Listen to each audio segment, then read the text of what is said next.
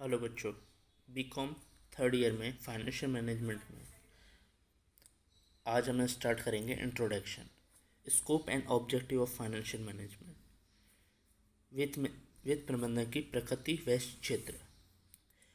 जैसे कि आप जानते हैं, कोई बिजनेस स्टार्ट करते हैं तो मेन उसमें चाहिए होता है फाइनेंस।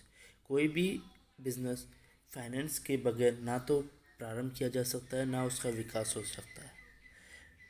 तो बिजनेस की सफलता के लिए फाइनेंस एक पर्याप्त मात्रा में उपलब्ध होना चाहिए तथा उस फाइनेंस को हमको है ना प्रभावपूर्वक प्रबंधन का मैनेजमेंट भी करना होता है।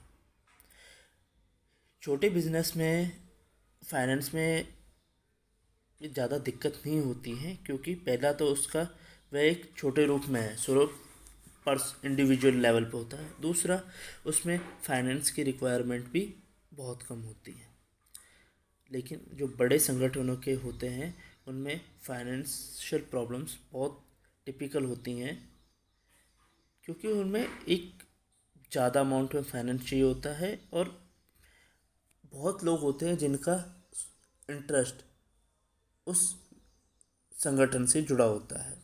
जैसे कि आप देखते हो, कंपनियों में शेयर होल्डर्स होते हैं, तो हर किसी का इंटरेस्ट भी देखना पड़ता है एक फाइनेंस मैनेजर को। तो हम जानेंगे सबसे पहले फाइनेंशियल मैनेजमेंट के बारे में। अब एक सिंपल वे में आपको बताता हूँ फाइनेंशियल मैनेजमेंट के बारे में। जब कोई भी नया बिजनेस स्टार्ट करना होता है तो सबसे पहले क्या देखता है कोई भी बिजनेसमैन?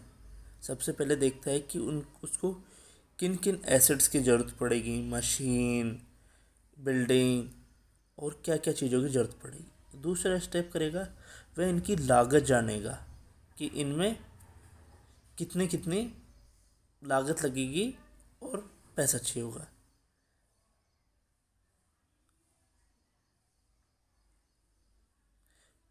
तीसरा स्टेप देखेगा कि वह देखेगा कि इसको बिजनेस को चलाने के लिए उसको कितना पैसा डे टू डे बेसिस पे चाहिए, कि रेगुलर बेस पे उसको कितना पैसा चाहिए।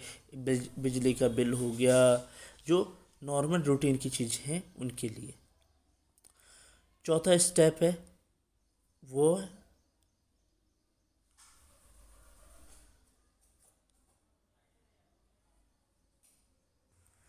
चौथा स्टेप है वह देखेगा कि वह किस किस सोर्सेज से पैसा लेके आ सकता है, जो कि अपने जिससे कि वह एसेट्स या जो डे टू डे खर्चों को वह वहन कर पाएगा। तो वह या तो शेयर मार्केट से ले सकता है या फिर बैंक से ले सकता है। लेकिन एक चीज़ है, बिजनेसमैन को ये पैसा कहाँ से लेना है, उस टाइम पे कॉस्ट ऑफ द कैपिटल भी ध्यान रखनी पड़ेगी। कॉस्ट ऑफ द कैपिटल मतलब कि जैसे कि शेयर मार्केट से लेगा तो उसको डिविडेंड देना होता है शेयर होल्डर्स को, तो उसमें कितनी लागत लगेगी, और शेयर मार्केट से रेज़ करने पे कितना खर्चा होता है। दूसरा, अगर वह लोन लेता है तो उसको ब्याज कितना देना पड़ेगा, उसका भी ध्यान रखना पड़ता है। तो हम कह सकते हैं फाइनेंशियल मैनेजमेंट का मेन पर्पस होता है एफिशिएंटली एक्वाजिशन, मतलब एक एफिशिएंट तरीके से फंड को मार्केट से लेना और फिर उसको अलोकेट करना, आवंटन करना, सही जगह पे सही चीज़ों में आवंटन करना। कि जैसे आदमी के पास दो ऑप्शन है, तो कौन सा ज़्यादा बेनिफिशियल रहेगा वहाँ पे इन्वेस्टमेंट करना। तो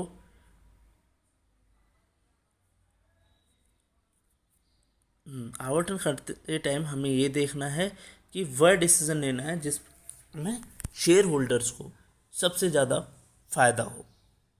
तो हम ये कह सकते हैं कि फाइनेंशियल मैनेजमेंट मेनली तीन क्वेश्चंस का जवाब देना होता है। Where to get the money from, मतलब कहाँ से पैसा लेना है, जिसको हम बोलते हैं फाइनेंसिंग डिसीजन। दूसरा है वेयर टू इन्वेस्ट, मतलब कहाँ पैसा निवेश करना है, कहाँ पैसा लगाना है। तीसरा है कि how much to distribute to the shareholders, कि मतलब शेयर होल्डर्स को कितना पैसा देना है एज ए डिविडेंड के रूप में।